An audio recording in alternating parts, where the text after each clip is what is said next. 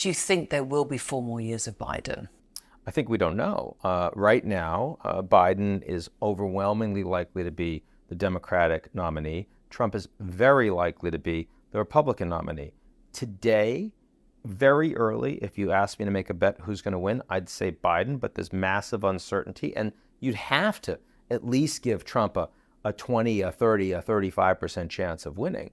And maybe there's upward pressure on that, given Biden's age and concerns about that over the next year of a difficult campaign, and also given concerns over immigration issues and over the economy. So I think there is certainly a lot of tail risk around the potential that Biden, the incumbent, who usually has an advantage in the United States, doesn't actually get a second term this time around. Are there any alternatives? Where are all the young political stars? Yeah, well, I mean, there are lots of political stars on both sides of the spectrum.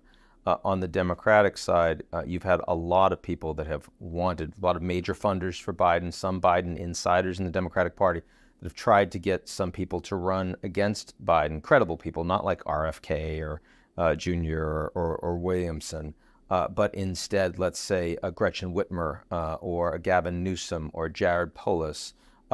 None of them are prepared to take on a very, very strong reality that incumbency matters. I mean, you'd be replacing Biden with someone who isn't the president. What I will say is, God forbid, Biden has a serious health scare, the kind of thing that happened to McConnell twice now, freezing up, because there isn't a plan B for the Democrats, right? And and I don't mean that just like conceptually. I mean, like, literally, there isn't a plan B. They do not have one. So that would be a very, very serious problem for the Democratic Party over the coming months. On the Republican side, there are real competitors that are trying to take on Trump, but there are also a whole bunch of people that are running, that are really running to be his vice president, really running to be on his cabinet, really running to be the successor for the MAGA movement, the America First movement, after Trump is no longer up there. We see that with Vivek Ramaswamy.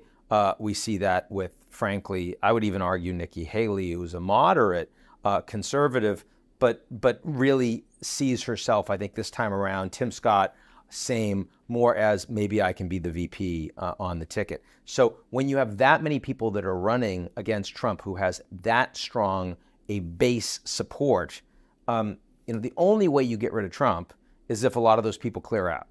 And so there's only a few, 2 or 3 significant candidates against Trump. I don't think that's going to happen. I think it's much more, it's still early. It could happen, but it's much more likely that Trump continues to control a significant piece of the GOP base, and as a consequence, he's got the clear path towards being the nominee. Are you surprised by his comeback, Ian? No, I'm not, because Trump's popularity comes from a grievance-based story.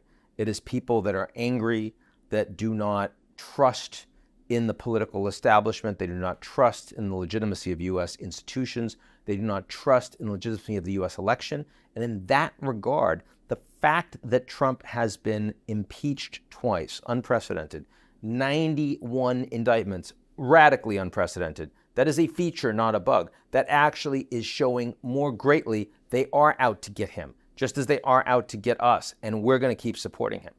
That is absolutely, this is not about some analysis of whose policies will be better for me.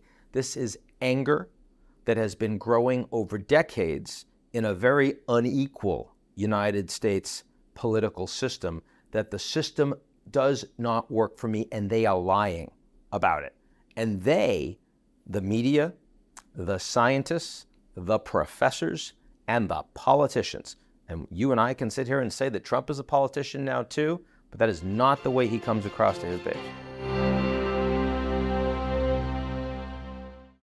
Thank you for watching, and for more from CNBC International, just hit the subscribe button.